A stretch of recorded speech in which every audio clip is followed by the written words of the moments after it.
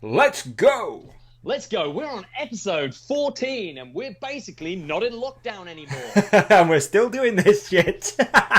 Oh, wait. Scrub the shit. You're not allowed to swear on YouTube in the first 5 minutes, and I broke that rule in the first 6 seconds, I reckon. Aren't you allowed to? No, did you know that? Yeah, so, No. so YouTube's got this algorithm, or whatever it is. The first 5 to 6 minutes, it checks that for swear words. And if you swear there, apparently then you get even less views. And I mean, I'm struggling for YouTube views at the moment, man. Is this one of these Don't need any less. Is this one of these like things where people say they're like shadow banned? Have you heard of that? Yeah. The things just don't come up in searches and all that sort of stuff. And Interesting. yeah, apparently it's that the first 5 minutes and no swearing in that, and then you're good. Then you can. I'm gonna stop start it. Minding my P's and Q's. Yeah. So you can sabotage anyone's YouTube video if you want by just swearing on the first bit. Fuck! Exactly. So that's it. We're done. There's no point in carrying on, dude. Episode over. 14. It was a blast. Thanks for joining us. But you can beep them out, I guess. Yeah, you could, I guess. Dude, I find it weird, right? So I don't know if this is boring chat, but you get the option to, when you upload, whether you say yes, it's okay for kids, or no, it's not okay for kids. And I think if you say yes, it's okay for kids, then they have to look over it, and maybe you don't get advertising as much. Oh, really? But then I thought loads of the advertising was for kids. Yeah, I don't know. Because there's a special YouTube for kids as well, isn't there? There's an actual app and stuff. Think how bad that is as a sentence. Advertising products for kids. Yeah. That's so bad. It is. But you wouldn't say no to selling some kids merch, would you? No, I think that's probably going to be next up. Yeah, like that is so bad because kids don't have money, and kids want everything. Yeah. I mean, advertising for kids must just be so easy. You just like the Z50 tee would be sick as a kids tee. Yeah, it would actually. Wouldn't it? Yeah. There you go. That's a good point. Yeah, I'll do that. Yeah. Another one in the bag. Another in the bag. Ideas for days, bro. I enjoyed our little merch talk. That was fun. That was fun, yeah. What, the talk right now? Yeah, before. It's good. Before. I mean, people didn't hear it, but it was fun. When did you? Interesting, though, isn't it? I was looking for some. I think I was looking for your merch the other day and saw your new website. That's pretty cool. When did you start building that? Say what? What? My new website. Here. What website? Your website? No. No. You must have been talking about someone else. Wait, not the merch website. No. What? What website? OllyWilkins.co.uk. Where have you found that? What? Have you made that? Now, why on earth would I spend time making you a website? That'd be the most unproductive thing I could do. No, it says that we're having trouble finding that site. It doesn't exist, dude. You're just making it up. You had a dream. What? Yeah, you had a dream. Oh, mate, it might have been a hyphen in it. Can't remember. Mate, well, I haven't made any website. That's weird. Try Ollie hyphen. Well, look, I'm Wilkins. telling you, I've never made a website. What? Jet ski stuff? I've just found it. Yeah. You have made this. Ollie, I haven't made you a website. I swear on my life. Hi, I swear. My bikes, Hook It Podcast News. Hi there. Welcome to my world riding bikes and maybe a jet ski soon. Yeah, I figured, dude, it's very you. Dude, who's made this? So you've got you've got a website that you didn't know about. Wow, it's got my bikes on here. Yeah, I know. I thought, this is really good. It's quite helpful because I was preparing for the quiz and I was like, OllieWilkins.co.uk. Like, where's? It's got me in a hammock. Dude, I've got a website. Right, whoever made this, big thanks to them. I guess I owe you some money.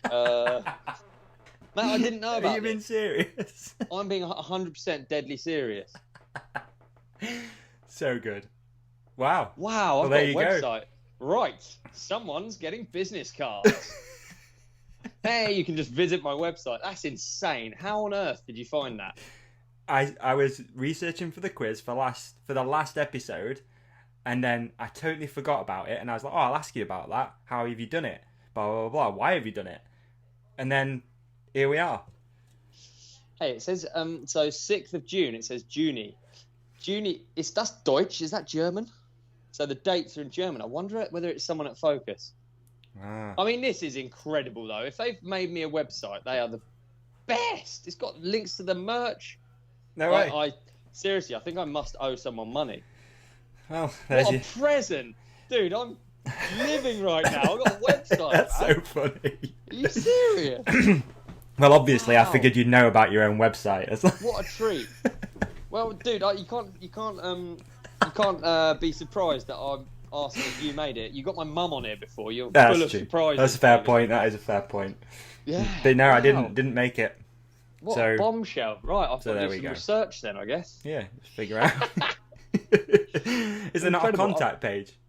Dude, I wonder if this is just some sort of way of like.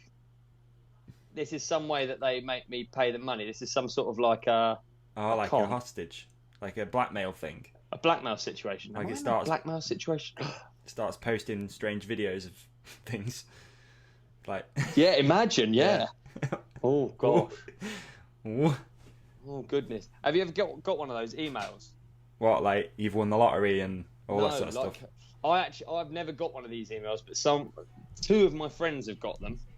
I won't name any names. Right. But they say you recently visited this porn site, and we have a picture from your phone looking at you, and we'll post it unless you give us 500 quid or something like that. Wow. How insane is that? That is pretty scary. Like, obviously, You just rubbish, risk it. but Yeah. you don't know, do you? And imagine how many people out there would be like, well, I definitely went on porn, and I definitely don't want anyone to find out. That is like, a pretty it is a good way of making. Yeah. That is a pretty good scam. I got scammed once. Really?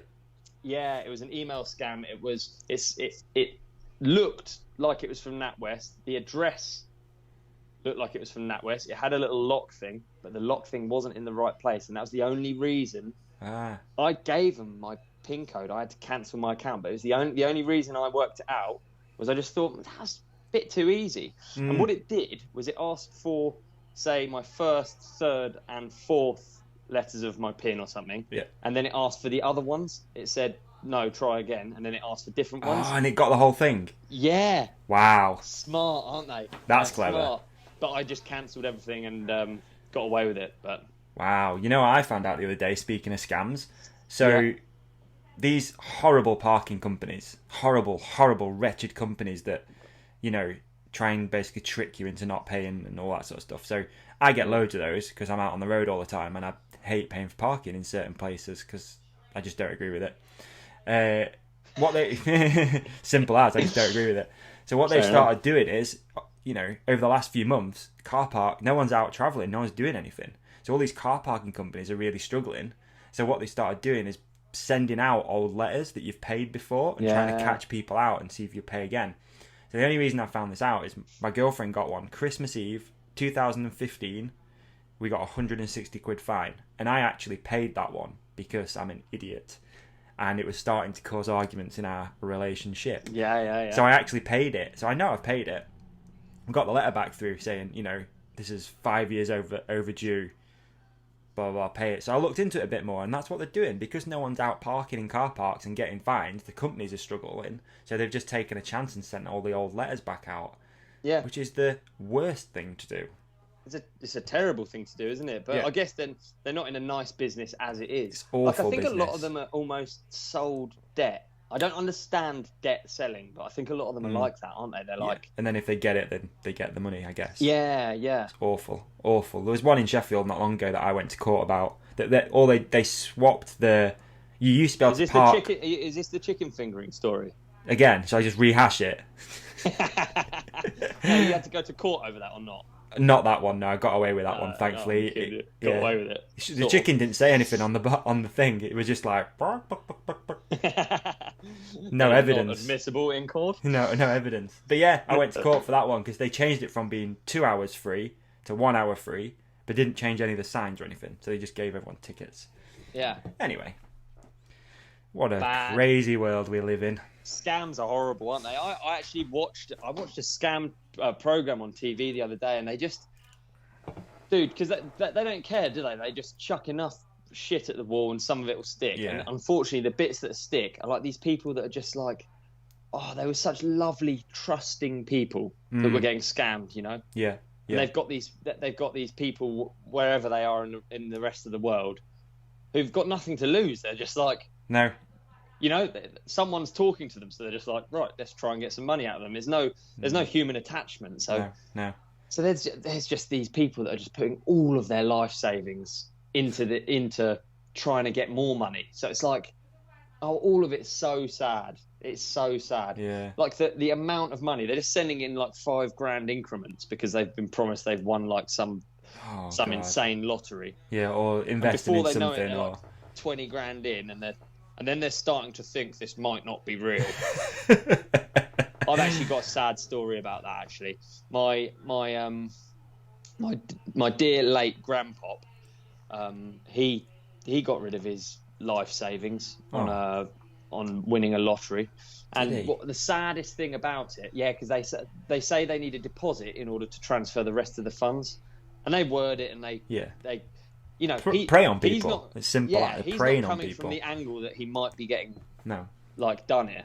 He doesn't have that angle in him. He's just a lovely old man. He was a lovely old man at the time, and he was like thinking, I'm going to keep this secret from my family. It makes you so. That's what made it so sad. He's keeping it secret because he wanted to surprise us. It's just heartbreaking. I can't imagine going to sleep well with that. No, but some people are just horrible human beings, aren't they? Yeah. That don't. Dude, that's so sad. Or again, man, they're from a different place. You know. You know, if you go through life, you know, with everyone's being nice to you, everyone's smiling. Oh, I want this job. I can get this job. Oh, I want this. I can get this. Yeah. They're not necessarily from that. They've been wronged all their lives, so they're just like, fuck it, I'm getting as much money out of all these arseholes as I can. It's true. I've really messed up all the swearing, haven't I? Jeez. Yeah, we're done. Don't worry about it. We're done. We're done. Yeah. Hey, we got a guest on today, dude. I know. Surprise guest too. Surprise for me. Yeah. You're now the host, I guess, technically, because you've sorted everything out. So that's good. I best adjust my voice then. Okay. I'll send you all the files after for editing. Yeah, I'll just revert back to my normal voice, I think. I don't think I want to be the host. Yeah, it's cool, man. Stoked. Yeah, Mr. Sam Reynolds, the one and only. Excited. Really cool. Cool guest. I'm excited, yeah. Obviously, really good mate of yours, so that's cool. That's fun. Yeah, mate. Well good. We've had some guests on, man. I was just thinking the same. Show, dude. I was just thinking the last episode was epically big as well. The one with Danny. Wicked. That's done really well. Really well on the old iTunes and Spotify and stuff. Had a bit of a balls up with Spotify in the week, but that's hopefully sorted now. They somehow listed the podcast twice, and then if you follow it, obviously one of them's been deleted. So yeah. So the stats. Rogan, man, Spotify shit itself because Rogan's on there now. Huh? Exactly. They're just accommodating him. All the staff are just working on him. It's crazy. Dude, you want to get him on the phone? Have a word with him. Well, I've tried ringing him, mate, but he's not picking up at the moment. But he will do. He'll know. Yeah, I'm surprised I've not been on there yet. To be honest, the size of this thing. It's coming, isn't it? It's coming. It'll come. Keep doing good content like this. It'll happen. Exactly. You know, that's one of my podcast goals. It's really sad, but it's to share a guest with Joe Rogan. That's one of my things. That'd be cool, wouldn't it? So someone who's been on there or ends up on there, and I think there's a few. I mean, someone like Danny Mac would not be out. I mean, obviously anybody could go on there and have a good chat, but I think someone like Danny Mac would be amazing on Rogan. Yeah, you can imagine. Or Macduff, talking about his loop would actually be a really cool story on Joe Rogan. It's funny, actually. I've grown up on Joe Rogan. I agree with an awful lot of things and certainly his approach to things, not necessarily all his views. Yeah. One thing he's off on is like action sports. Totally. Which always blows my mind. Totally. I find him really off on it. Totally. He thinks you see him with Tony Hawk? Yeah, I did, yeah. But not great. It's like Evil Knievel. He thinks it's like Evil Knievel if you're doing something dangerous. It's totally. Yeah, I agree with you. How can you not get it? How can you not get that, like he's grown up doing jiu-jitsu or whatever, or all these different martial arts, and obviously you start small and end up going big. Yeah. Extreme sports. He just thinks everyone's just throwing themselves at stuff. Anymore. Yeah, it's not like that. It's just not like that's such like a Uncle Dickhead thing to say. Like, oh, you're a nutter doing I agree with you, though. He totally does balls those up whenever he has anyone. Like, Pastrana could be amazing on there, but I just don't think he'd get the most out of him. He'd just be like, so you do what? Oh my God, that's crazy. And it's like, no, there's so much more in it. So much more of a head game in it. Like, the inability to picture, okay, a double flip. Yeah. If all you think is, if your thoughts on a double flip are, imagine myself doing a double flip, then you're fucked, aren't you? Because obviously someone who's done a double flip has also done a load of jumps first. Yeah. Then they've learnt a single flip. Totally. Then they've practiced a double flip into foam. Yeah. You know, it's not like just like, right, give me that bike, let's have a go. It's true. It's weird, that progression thing. I was thinking about it in the week as well, because, you know, we set people a challenge to do a G-turn, and there hasn't been many people try that. There's been like 3 or 4 videos that I've had through, so we'll figure out a winner at some point and I'll post them. But it's like, you know, you watch Danny do that or whoever, and you go, yeah, I'll give those a go at the weekend, see how, you know. And then you get on your bike and you try it, and you're just like, what even is this? This is not even it's impossible. I kicked myself, you know what I mean? That I didn't ask Danny about that the other day, because honestly, through learning these stupid Switzerland squeakers, trying to learn these Switzerland squeakers, it hit me how many attempts you have to do to like even get anywhere. And I wanted to ask Danny about actually, with some of those videos, like how many attempts some of them. Because when you see the final product, you're obviously going to be like, wow, that's incredible. But it didn't do it in one take, did it? No. I think that, you remember the hay bale, when he rode on top of the hay bale going down the hill? Yeah. It's that wee day out, maybe. I can't remember. But I think that was like 400 tries to do that. Yeah, exactly, yeah. I mean, I think they did that gym one. I think the guys from Cut said they did like 700 takes. Right. For him to do the, which one was it? It was the vault thing over the blah blah. Anyway, yeah. Where the bike flipped and he caught it. Yes. So although, Ollie, do you not think a little bit? 700 tries, I reckon I could get pretty close after 700. I don't think I've ever tried something 700 times. I don't. I think I would get pretty close after 700 goes. It'd be better. The 700th would be better than the first. I can almost guarantee that. How many tries do you reckon it took you to not piss on the bowl? Yeah, I'm still trying. 32 years, 4 pisses a day. However, going there with your elbow pads on. You've got resi around the toilet seat. That's a good example, mate. Great analogy. You nailed it. There you go. Still pissing on the bowl, 34 years of age. Get there one day. I'm just after that 10,000 hours. Yeah, it's coming. You've probably done 10,000 hours worth of pissing, I reckon. Yeah. Oh, hey, I had a current event to talk about. Oh. So, you know Ryan Gootler? Have you heard about this? No. I know the name, though, but I don't know who he is. He was on, like, TMZ. So, he's an X Games medalist. Let's look him up, because I'm a co-host. BMXer? Do that sort of shit. Yes. Yeah. Okay. So, big-time BMXer. How many... Gootler. So, he's an X Games medalist, I'm pretty sure. But he's like a... Let me find out. Sorry. Nope, not going to find out there. Basically, anyway, he's been... arrested for shooting a gun naked in the street outside his house and then barricading himself in. Has he? Yeah. Wow, is this recent, is it? Yeah. Really This recent. is a current affair. Really sad. Like, I'm actually not... Yeah, that's... It's not at a point where you make a joke about it, but it was shocking when it's like a rider, you know? And particularly someone... He's like an amazing rider. He's like a monster athlete. So, yeah, he earned... bronze medals in the X Games twice. Wow. And he was riding for... Yeah. Who's it? When was that? Because I recognise the name. It must be mid-2010 around? No? No, 2000s, yeah. Is it? Okay. So it says Gootler... This is... How weird is this? This is on TMZ. Yeah. So Gootler was famous... I think you say it Gootler. I've always said it Gootler. He was famous for riding his BMX bike in the early 2000s. But I mean, he was really super big time. If you followed like BMX Park and stuff. Yeah, with like Nastasio and that crew coming through. Yeah. But yeah. Wow. Jeez. There was that period though where there was a lot of those BMXers were sort of on the hills and like they hit Corey it like Bowen was Corey Bowen. Twitch did that as well. There was all those sort of, but that's really sad. Obviously, the first thing you think to is what's it called? CTA. Yeah, absolutely, You know, absolutely. That's like the number one thing that comes up around it when you see like the comments and stuff. They're like, because obviously he's a mate of Dave Mirrors, and yeah. It's just sad, isn't it? Like, I think he's 36, dude, and he's obviously lost it a bit, you know. And I just think it's sad because it's like he's done so good at his very favourite thing, and then eventually. It makes me worried whether you get a quota of good and fun, and then you have to pay for it after. Totally. What's weird with mountain biking especially and BMX is it's not... Okay, I'm going to butcher this explanation, but it's kind of not seasonal. So you'll always get your fix. Like if you're a mountain biker in the UK, you can pretty much always get your fix. You know you're going to get wet.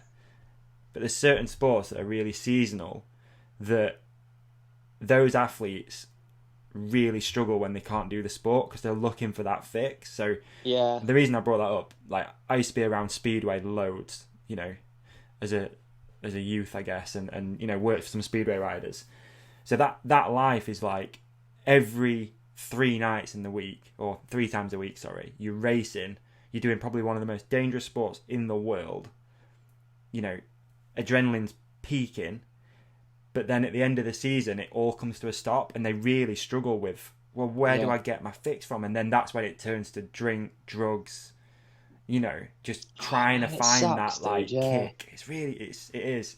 And I know that's not CTA at all, but it's something to think about because, you know, you come down off that stuff. Like, imagine living that life of being a BMX pro and then all of a sudden it's over. You start looking for certain things and CTE creeps in. It's a recipe for disaster. I think it's mega important. I think is to have the right people around you because, like, I think you could easily get stuck in the world of. You could get stuck in your bubble, kind of thing. So, you know, for instance, I don't know what Ryan's situation is. Yeah, Gootler. But you can imagine, you know, if he was like flying high at some point, X Games, he's on TV, he's getting paid loads of money. And he's just doing his thing, and he doesn't necessarily have good close friends around him to bring him down. He's just killing it. And when that goes away, like what is? Yeah, what's left? I feel like who's there? Yeah, I feel like I've always been lucky enough that it's always been very simple. Like it doesn't really. I don't know. It's kind of a bit secondary, actually, being a pro rider. It sounds really stupid, but it's always just a bit of fun. Riding is. Yeah. So you've always got your mates there, and you're always. Such a crazy outlook on life. Sorry to butt in, but it's such a good one. It's been like really interesting getting to know you a bit better as well, actually, because you've got almost. I've been reading this book at the moment about stoicism and philosophy and stuff, but your like view on life is pretty stoic. And even if you go all the way back to like your if you go all the way back to like your first interview on YouTube, you're literally like, oh, all I want to do is just ride my bike. It's always been. You just said it. Like you've always been pretty simple about. Simple guy, yeah. You've got a good... To summarise, Ollie, you're simple. Yeah, you couldn't do anything else if that's... Yeah, exactly. But you have got a really, like, I'd say pretty stoic view on everything. You seem like you're always sort of pretty happy, you go along with the flow, there's no... When was the last time you were, like, stressed or... Bummed out, angry? Stressed. Yeah. When was the last time? No, I don't know. I think I probably... do get stressed and angry. Not too bad though. Not too bad. Life is good, man. Life is good. You know, even the fact that I'm focused on going and enjoying riding my bike is like so ridiculous, man. People are out there like trying to find water for their children. It's like, so and true. I'm worried because it's raining outside. Like, come on. I have no complaints, man. Yeah. No complaints whatsoever. But it's good that you appreciate that and you understand it and you're not just some, I don't know, there's probably a word for that, some prima donna. I'm still a bellend. Bellend, that's it. I'm definitely still a bellend. Yeah, perfect. Don't know, man. Mate, I was thinking about it a little bit. Yeah, I think it's. I mean, I guess the only thing I think that I would say I definitely probably do well is I think about stuff loads. So. Ryan Gootler here, I don't just think, oh, that's, you know, you could perceivably see someone's like, fucking, that's so funny, he's shooting a shotgun, he's naked. It's like, just think about it. He's like, if he's you know, that's what. I don't know, dude. But bit sad, isn't it? It is. Bit sad. It is. It is sad. It is sad. I don't think we had anyone from mountain biking or anything like that, have we? Not that I can think of. No. I mean, BMX is a bit of a one on its own because of all the head trauma and stuff, but... Yeah, I think... Did you know what the worst thing is for CTA, Ollie? What's One that? of the worst sports is... here we go. Dropped another fact, but don't know the answer. It's not NFL, is it? No, it's not. No, it's. American I think one of the worst things for your brain. It's. I want to say jet skiing. Zorbing. I want to say jet skiing. It's not jet skiing. I don't need any help with my brain, dude. man. I think my brain's fried already. If you do a quick Google for the worst sport for CT, because it's the constant like movement of your head and it's fluid. It's either jet skiing, it's something like that. It's got to be like... zorbing, man. It's got to be competitive zorbing. Well, you'd think it'd be something like UFC, wouldn't you? Or I don't know, worst sport for CTA. I don't know, man. I'm pretty sure though. It's something that you don't imagine. It's something that you don't initially think of. Impacts that are way worse, isn't it? I have the heard constant... that, so that would make sense. But yeah. Gnarly. There you go. Yeah, because the water gets really hard when you're going quick. We talked about that before, didn't we? Someone sent a fact as well. I don't know if it's on YouTube that they have to wear a sort of special suit, for the jet ski thing, because if you fell off and water shot up your ass, it'd be like 140 mile an hour colonic. So I've got to get a butt plug as well. Yeah, hey, you're not gonna look weird. Dildo cam, butt plug. We're on. Oh, this sucks, but every cloud has a silver lining, and I think you will be seeing ODub branded butt plugs in the merch store very soon. Because jet skiing, my friend. Yeah, get it done. You should. What is the helmet thing you use? Is that an actual GoPro mount? Well, it's funny you say. It is, yeah. It is. Okay. Is it an official one of those, GoPro thing? It's just a bit too far away to grab it, but it's an official GoPro thing because I'm officially a GoPro guy. Okay, I thought it'd be cool if you could get some of those from somewhere. Oh, that'd be good actually, wouldn't it? Yeah. And hey, so talking of the dildo cams, I actually it'll probably be out by the time this is out. Mm-hmm. I've recorded one with Deeks in person. Amazing. Yeah. Nice. Is it good? Yeah, I don't know really. It's quite hard to sort of look at. I've got to say, I look at myself, bell end. I look at Deeks, bell end, and then I watch us having a conversation. I think that's a couple of bell ends, really. So, but I don't know. It might be good. It might be bad. Who knows? We'll put it up and see. I love it. That's amazing. Brilliant. Brilliant. I seen you've been riding too, man. Rogate and stuff. Mate, I felt a bit bad actually going up Rogate. So many people when I was up there were asking, like, is this the Freedom Ride? And I thought, I hadn't even thought about it previously. Really? I hadn't thought, like, I hadn't even thought, like, shit, I shouldn't go up there until the Freedom Ride. But you were like, scoping it out though, weren't you? You were scoping it out, figuring out what's that's good. it. And it was really cool actually to go up there. It was it's really good. They've worked it all out quite well. It's like online booking, and you park in a different place, and it's like monitored. And it was just so cool to see like all kids out riding and stuff. Yeah. And awesome. So how close are we, do you reckon, to doing this thing?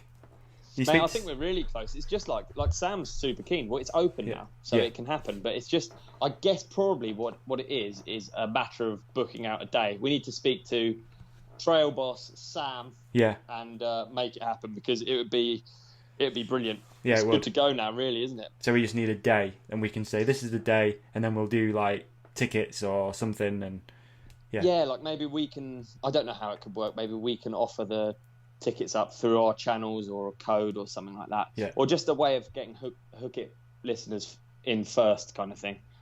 Yeah. Well, we'll figure it out. So I reckon, like you said, we're pretty much close to coming out of lockdown, aren't we? So we'll probably do a couple more of these, and then we'll do it, I guess. It certainly doesn't feel like lockdown anymore, it doesn't, does it? No, it doesn't at all. It is fantastic riding with other people. It is weird though, thinking back, like when we started doing these 2 or 3, episode 2 and 3, and we were like, oh, this is weird. We're sort of at home and not a lot happening, and now, definitely from my point of view, like I'm pretty busy at the moment with work stuff. I'm not necessarily doing my normal job of being out on the road and all that, but with retail opening back up and stuff. Up for staying in the flat now afterwards. Oh yeah. Like I can see like there must be people like who got agoraphobia from being in lockdown. I bet. Yeah. Like people that get stuck in their apartments. Then. Oh, mate. Definitely. It does Definitely. seem like a load of hassle leaving, doesn't it? Jesus. Yeah. Oh, fucking got to go out there again. I know. Yeah. I did a trip last week to pick something up in Birmingham, which is about an hour and a half drive, and I was like, fucking hell, an hour and a half? I can't be bothered.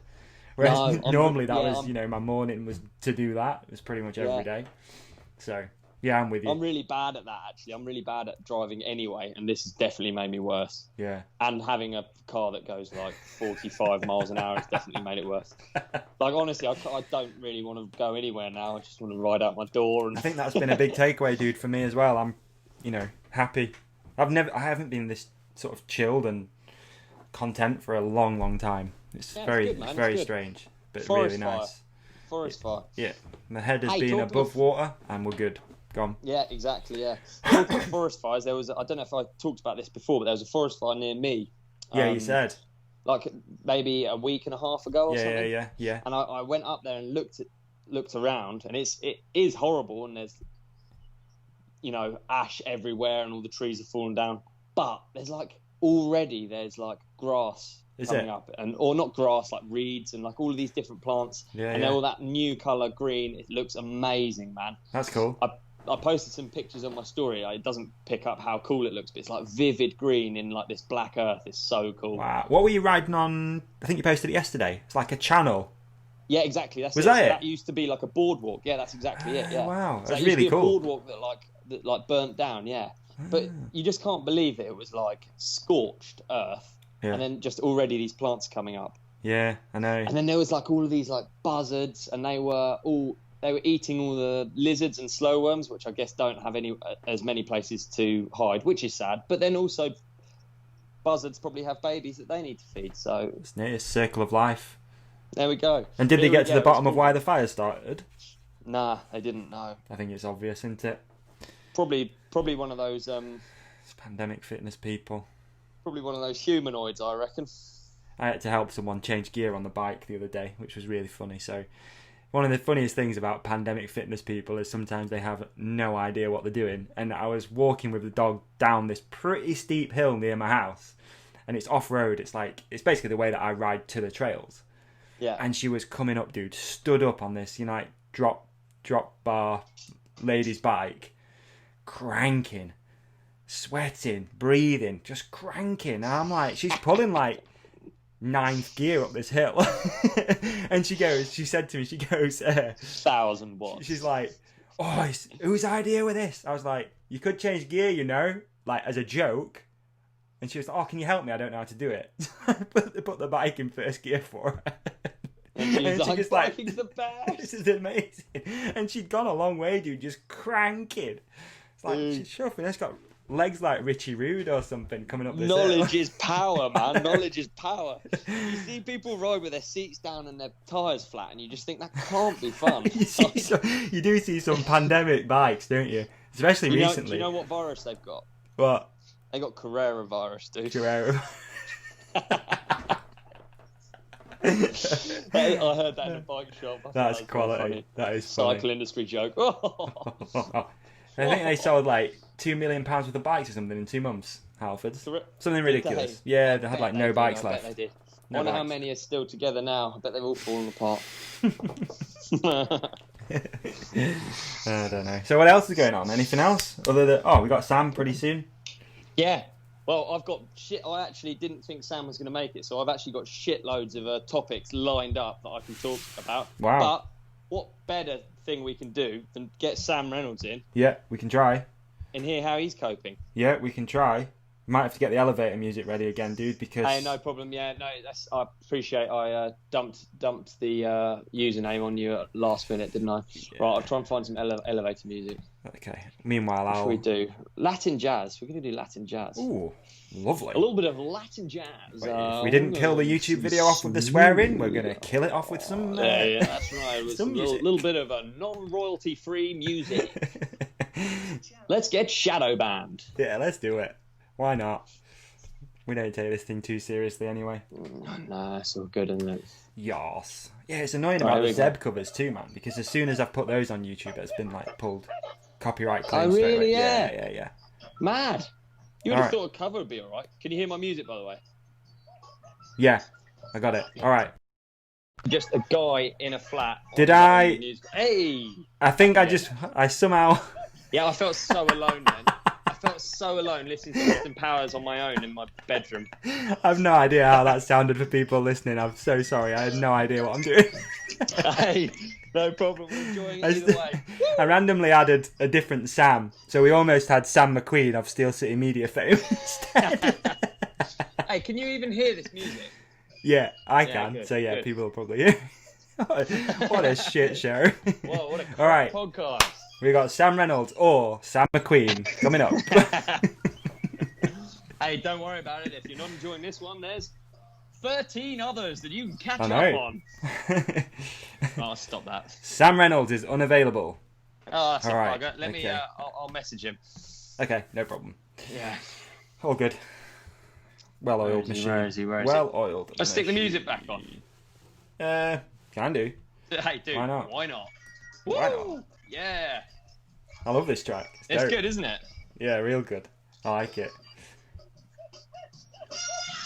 Whether people will be able to hear it, I don't know. Hey, do you know what's funny? You know, I was like, oh, I'll message him. Do you know what I messaged him? What? Yo. That's helpful. Honestly, he's not seen it, but that doesn't mean he's not on Skype. Does it say he's on Skype? Let's have a look. Hey, shout out to Skype for making this happen. That's right, Skype. Not actually a sponsor of the podcast, but a partner all the same. That's it. Keeping the wheels turning. Skype. Skype. Oh, he says hello. Hello. Yeah, he's not. It doesn't look like he's online on the Skype thing. God, I'm hot. Holy shit, it's humid here. It is, isn't it? Boiling. This was meant. This should have been a boxer shorts only deal, but too late. I've done all of these in my boxer shorts, dude. Yeah. I haven't, no, but You did have them on. yeah, I did. Yeah. Hey, so Sam says he is on Skype. Is he? Yeah, he says. He also says I don't really use it, so Oh, he doesn't know how to. we might have to roll in the Latin jazz again. All right, this should work. We're coming in again. Take two. Take two. Here we go. Here we go. I can't believe it's taken me 14 weeks. Dumb. I can't believe it took me 14 weeks, mate, to rely on you, but here we are. So what is wrong with my Skype for future? Honestly, dude, it's so difficult because there's two Sam Reynolds, and I think the one that you gave me isn't the one that. Well, no, it must It's not be. you. Fuck knows. Me and Davey are probably calling you off an old one. Okay. I'll look into it because it's actually interesting. We're not recording now anyway, are we? No, that's why I phoned the German guy from Audi 9s because he's complained about something weird before, but he didn't answer, so it wasn't much help. But you worked it out all on your own. Oh, I worked it all out. cheers, Ollie. Appreciate you. Yeah, fucking know it. Are we Cheers, recording bud. now, Davey? Do you two know each other anyway? No. I don't think so. Have we met before? Yes, I we don't- did ages ago. Crankworx. 2018. Ooh. Whereabouts? Leger? Leger. Oh, that was a good one. I'm upset they don't have that one anymore. Huh? Were That was you- Yeah. possibly my favourite one. Yeah, I did like Were you Crankworx sloping podcast thing. No, my last slope was 2016, and that was Rotorua, I think. Yeah, you were doing speed and style, I think. Yeah, and the reason I quit was because I did the best run I've ever done, and then I got 10th and was like, cool. Peace out. It seems I need to do something different. Yeah, speed and style, or retirement and style. I've heard it before. But I don't know Nah, what- dude, whatever. So you thought, right, I get 10th with my best run, so I'm going to make life a bit easier. I'm going to put some Triple Crown forks on my bike, and I'm going to hit some 100-footers. Yeah. I'll just make the jump so big that it's impossible to do difficult tricks on. The first series was fun. That's so true, isn't Classic. it? Oh, Classic. kind of, yeah. So yeah, I think we met there, dude, briefly. I was doing like a behind Crankworx thing, and we chatted in the Polygon rig, really briefly. Yes. Actually, I do kind of remember. Yeah, there you go. Yeah. It was only short. It was I do only. actually remember. So yeah, Davey, I remembered you from then, though, mate. you weren't there, were you? No, but I just knew you then, so I'm just trying to get points, man. Oh, I'm yeah, trying to yeah, get yeah, like co-host points. Like, so I'm the favourite. I always feel like when we get guests on, I'm not the favourite anymore. So this is the Hook It podcast. Sorry, yeah, not to be rude. I don't really know much about. Please tell me about Hook It and the lockdown podcast a little more. It's pretty simple. When we went into lockdown, I hit Ollie with the idea of like, we're going to be pretty bored. Why don't we chat once a week, and we'll get a random guest on. And here we are, week 14. Who have you had on there so far? Ollie's mum. What did you talk about? We've just had Danny Mac and my mum, and they just do it in opposite. Alternate weeks. Alternate weeks. Yeah. Oh dear. We've actually had quite the lineup of Dude, guests. we've had some hella good guests. So we've had Matt McDuff. Yes, I was just going to say actually, he was. I have listened to his podcast. Yeah, Matt's killing it, isn't one, he? isn't he? So good. God, I'm trying to think, Ollie. Matt, we've had Gully. Yeah, good. The Danny old teammate. Maccaskill, Joe Bowman, Boris Byer. Boris. Oh yeah. Boris came on. Great. Boris Yeah. came on. God, my memory's awful. We've had all John sorts. O'Jones, Fantastic that Deeps, again. Brendan. Oh yeah. Yeah, we've had loads. Yeah. But it was actually interesting because it was like we've done them. It'll be interesting one day when I have enough time on my hands watching back through them, because Rough. like it was well weird at one point, wasn't it? I Yeah. bet actually, lockdown has definitely changed from the start. Like, I don't know, it was really weird at the start. I wasn't it? can't, But it seemed there was to have definitely chilled week out a bit. 5 or 6 where I was like, I think I'm a bit depressed, Ollie. Like, this is really hard. Like therapy. Like, yeah, come on, mate. We'll be okay. We'll get Yeah, through we've it. really We'll come get out through the it other together. side, haven't we? Yeah. It feels like, but how weird was it? Like, so Davey, Sam lives at the literally 4 minutes away from my house. Oh, right. At the bottom of the hill. I live at the top of the hill. Okay. And then you're just both stuck in your house. Yeah. Like, it was so weird. There was a We were week where you actually bumped into riding each the other. same places. Yeah, there was a week, weren't there, where you Yeah. bumped into each other and you Exactly, felt yeah. weird about it. Yeah. Yeah, it was. It was super weird because then you're like stood there thinking, like, it's weird to even think back on it now because nothing's weird anymore. Yeah. But you both stood there thinking like, oh, I don't know if we're allowed to. If someone sees us, then oh gosh. I got told off at the weekend because I was out walking with my dad and his partner, and my dad's partner works in a hospital, in a doctor's surgery. She's really strict with the whole pandemic thing, you know. She like wipes Hospitals and everything. that, Yeah, you know, she takes it really, really serious. And just we were walking down this little bridle path, and there was a kid from I used to go to school with him coming the other way, and I hate seeing people from school anyway. I'm not into it, or head down, all that sort of stuff. And he says, "Oh, yeah," and I just knuckled him, because that's just what you do. You go, "Hey up," boom, and just carried on walking. And then afterwards, she was like, What was it? A sight? Was it a right hook? Like "Yeah, it was in the just a stomach, quick, or was it a quick jab, just below the jawline, just bosh." Yeah. And left, right, good night. It's what you used to do. It's what we do when you leave school, innit? Oh, it's grim up north. Yeah, but yeah, it was just weird. Like I got told off after. She was like, why are you just touching random people like out walking?" I'm like, well, that's just what you do, innit? You just When you go for a little ride, you kind of finish a good one. We're riding Yeah. some jumps the other day, and you kind of you want to go like, "Oh yeah, nice one." You're like, "Oh, Yeah. hey, yeah, nice one." I feel like I stepping always off your get- bike and bowing is going to be way cooler though. Yeah, that's cool. That is cool, actually. I always, when we finish a line of jumps, I always feel like that. I always have, because I'm always like, oh, should we kiss? You know? The silence. Yeah, I was like, "Oh, we don't do that at our jump. Jumps are the same." But they are. Oh dear. Pucker up. Great To be run, honest, lad.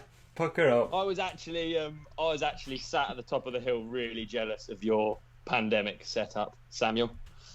What the pumpy? Oh, the best. Having Yeah. something like that to work on is so cool. It was. It completely kept me and our old neighbour Chris, which is quite cool. It's bringing people together as well. Neighbour Chris has lived actually in exactly the same building as me. Like, our house is the Right. same as his flat out the front, Yeah. so he lives just behind a wall.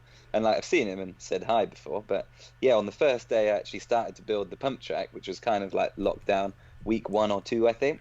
He just sort of poked his head over the fence and was like, "Oh, what are you doing?" And I was like, "Oh, it's a pump track, like, for bikes and that." Like, and he was like, "Cool."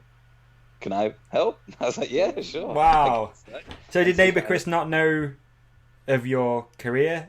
Or... No, he didn't even bike. He said he used to have like a bike back in the day, like 5 years ago. He said he hadn't ridden, or no, 4 years he hadn't ridden a bike for or something. And yeah, he like built one out of parts of his shed, and we kind of just borrowed mine. And yeah, got so into it. Now he's got 2 e-bikes, and we go riding bike 3 or 4 times a week now. Yeah. Oh, that's so cool. That is actually really cool, though, isn't it? That's really so good. like. Well, actually, not only that. Now, because over lockdown, I sort of lent my e-bike out to almost everyone on the street to have a quick go. Hopefully, they disinfected the grips. Yeah, but yeah. What you get up to on it, yeah, for sure. I need to. Exactly. You don't know where them bits. Yeah, but now we've got 5 e-bikes now on the street. Really? As like a crew, yeah. That's killer. So good. That's right. Yeah, Hey, also, there's Nature with Chris merchandise now as well, isn't there? You can buy a mug if you want. Have you got one there? No, I wish. I missed the trick there. Oh, that would have been good. Have you actually got a sample yet or not? Yeah, I have them all. It's not really one of those things I'm really pushing very hard. Well, this is the platform to do it, mate. If you want to push it. Chris laughed and be happy, and then I put them on sale to recoup my funds back again after spending £100 on t-shirts for everyone on the street. Which we haven't quite ticked up to the break even yet. But if anyone wants a Nature with Chris mug, you can buy them, yeah. I'd like one. I'll buy one. Reason. You can have one. Yeah, I'll buy one off you as well anyway, mate. I'd happily buy one. I'd love one. I love them. Thanks, guys. Yeah, no problem. That's 2. So there you go. There you go. Edging. Perfect. So have you got a merch store as well then? I mean, I wouldn't say so. Like, there's a website you can go on and you can buy if you want. Oh man, you need to get on the art dealing program. Yeah, I've heard. How many pictures have you sold, Ollie? I can find a live stat right now if you're honestly interested. Background. You need to swap it with your 23 Wilkins. Yeah, I've got one true. on order myself because I actually don't get. Yes. Obviously, I don't buy any stock. So annoying. You have to buy your own merch. It feels a bit wrong, doesn't it? But hey, I'm happy with it.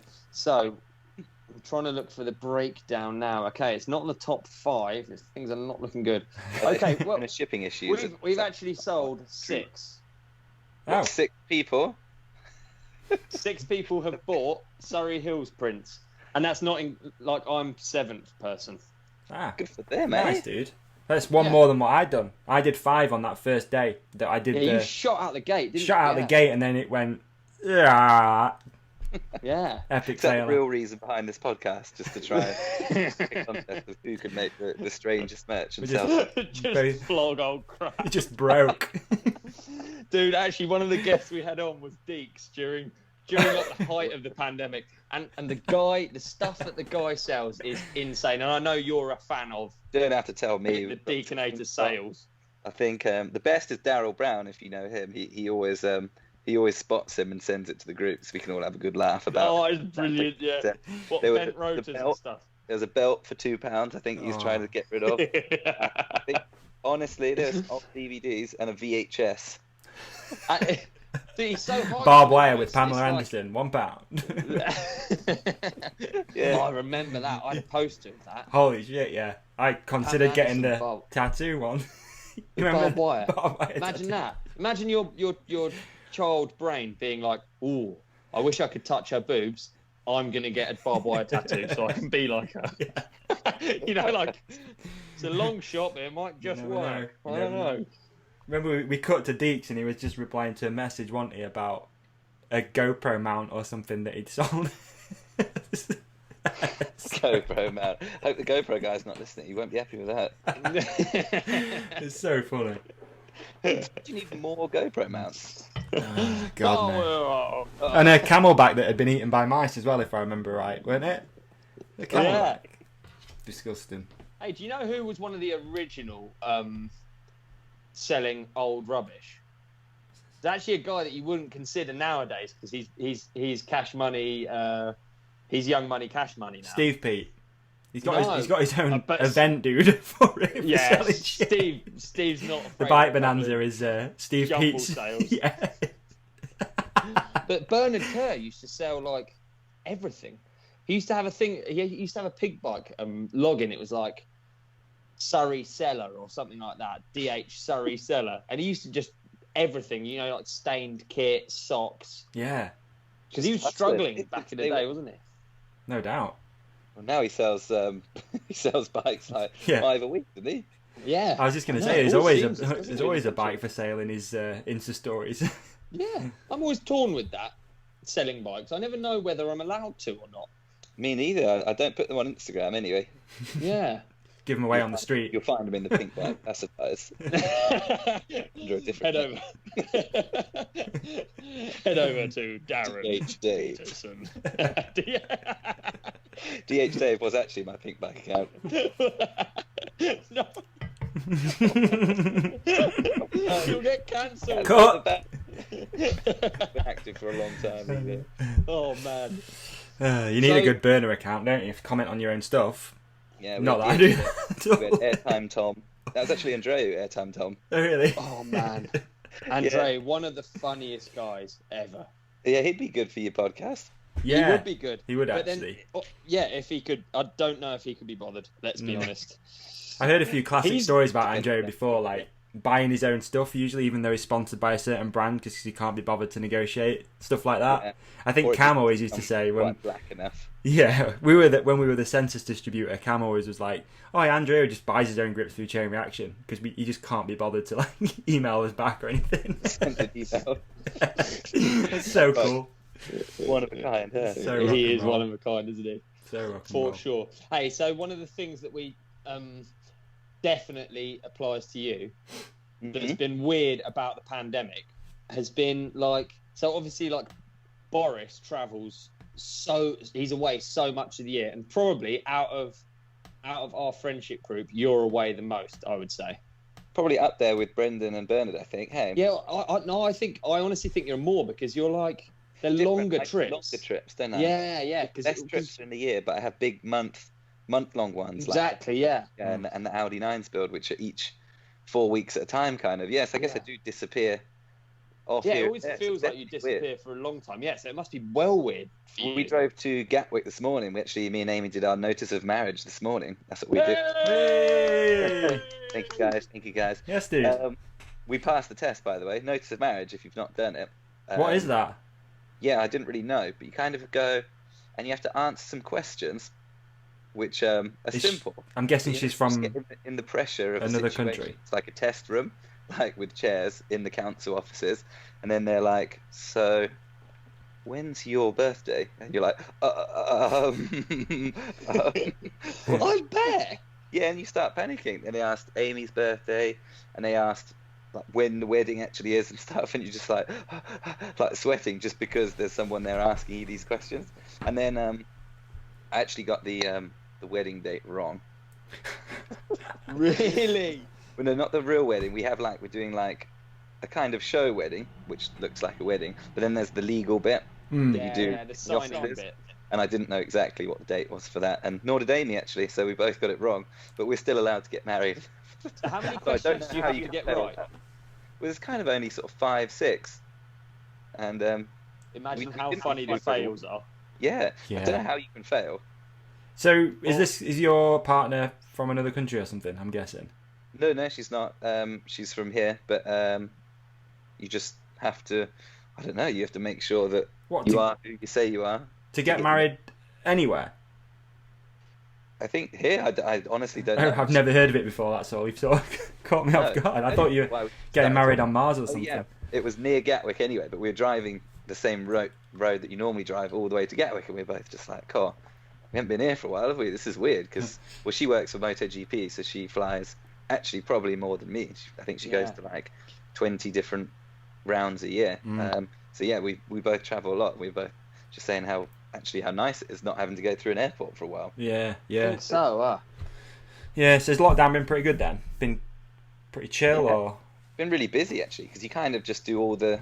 I'm sure it's the same with everyone. You just tick off all the things that you kind of always want to do, but you're always like, nah, I'll do that another time. Like for example, build a pump track at the back. There's just that little bit of land I've always wanted to sort of go in, and I've always been like, I'll don't have time to build a pump track really. Now finally did, so made it happen. It's really good. Sick. It is good, isn't it? Like painting small bits of wall and like all of the like dull things that get pushed down the list Yeah, are all done now. The patio.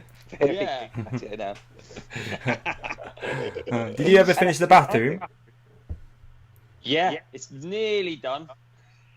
Still going. But yeah, It's ready for the next pandemic. You finish it off then.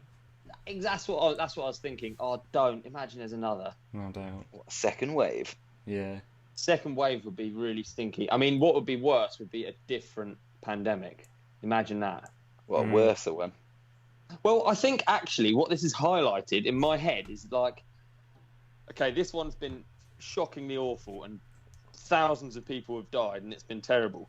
But imagine the same one where the exact same illness and then let's say you're infertile after it, or imagine how much impact that would have on the world. Like how much the death rate was actually relatively high, because it's not really, is it? Like in the grand scheme, like survival rates are really high. If it was, then it'd be, I don't know, a bit different, wouldn't it? Yeah. Just goes to show you don't have much power, do you? No. Hey, just to make clear, when I said infertile, that's not when you can't get a boner, is it? I think it's when like, the bits that come out aren't so good. Yeah, that's it. Yeah, that's what I meant. So Yeah, the bits. They're not good. But imagine that, dude. There's been like Hollywood movies of it where like That's Black Mirror, isn't it? Full on. yeah, exactly. Black Mirror. It's been a bit Black Mirror, hasn't it? A bit. There's like a thing going around I seen on Twitter that they were saying, imagine if this was Black Mirror, like this was season 6 was this now with the pandemic. Whoa. And they were like just recording it and then we were going to watch it all back and be like, whoa, everyone's been indoors for 3 months, it's crazy. There's pump tracks everywhere. Yeah. I was gonna say, everyone's downhill tracks are pretty trimmed up now as well, aren't they? Everyone's digging everything. It's really good. It is cool. It is good. It is good. I was at Matt yesterday, actually. That's where we went. We went out for a track day at Bedford Autodrome, which is really close to where Matt Jones lives. So we went there the day before, and we went to go and ride his jumps. And they're pretty impressive jumps. Yeah, he's been very busy boy over lockdown. Did you ride the back garden stuff? Yeah. Yeah, oh, real sick. nice. They're all super square, like perfect on the green grass. They're awesome. Yeah, they're quite small, but they're like super technical. Yeah.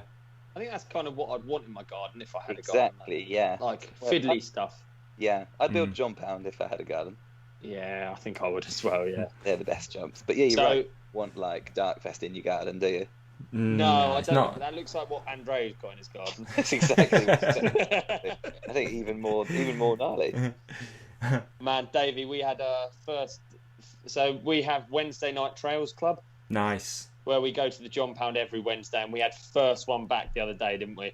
And yeah. It was just really... like, it was so good. Really, we yeah. Running up and down, weren't we? It shows you how much you miss it after 3 months. Amazing. Oh man, big time, yeah. Big Amazing. Time. Yeah, look, has anyone been working on them? Anyone been digging there or? Yeah. Done quite a lot. It was so weird because it was like during the pandemic when it was like really strict. We were actually all of us I think were really good, and we were all digging it like we were like calling in to say when we were digging, and then you go up there and dig jumps on your own. So weird. Yeah. I don't know. It's like the John Pound's sort of like a group thing. It's not like a. It's just like thing you go up and hanging out rather than the jump. Yeah. You just like relayed it. That's what we were doing here in our local one, if you remember. We were, I'll go up at 12 till 4, and then someone else was going up 4 till 8. It's weird, but it worked. Got loads of work done, so that's pretty cool, I guess. It is. Now you're at the other side. Are we still allowed to ride in 6 people? Is that the rule still? I think so, yeah. Yeah. I think they're changing like the distancing. I mean, it all seems a bit silly when you see like the shops that are open. It's like, what are we doing anymore? Like, I don't know. It's like everyone's they forgotten have to. all of a sudden, don't they? Yeah. Yeah. But we'll see, I guess, if there's going to be another wave. I don't know. Yeah, we got some friends in Austria, and I don't know if anyone's listening from Austria, but it sounds pretty much back to normal there. Yeah. Especially up in the mountains. I think kind of all the lifts are open, all the shops are open. You can hang out as many people as you want now, I think. Yeah, I think so. I think so, pretty much. A lot of the companies are still like working from home and stuff though. I think that's one thing they've kept in, is that most people, if they're working in an office, are still working at home. But yeah, you can go out for dinner and stuff. Office, I guess, for a lot of companies. Is that? I think a lot of stuff's going to change now. Big time, mate. Yeah, Big time. But I would much prefer to be hanging out in real life in your booth all together, eh?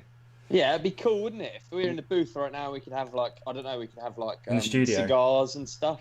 Yeah, you do Joe Rogans and have like, yeah, maybe not cigars. No, I think you just hear me coughing the whole time. Maybe not. What? Sorry. Oh. No.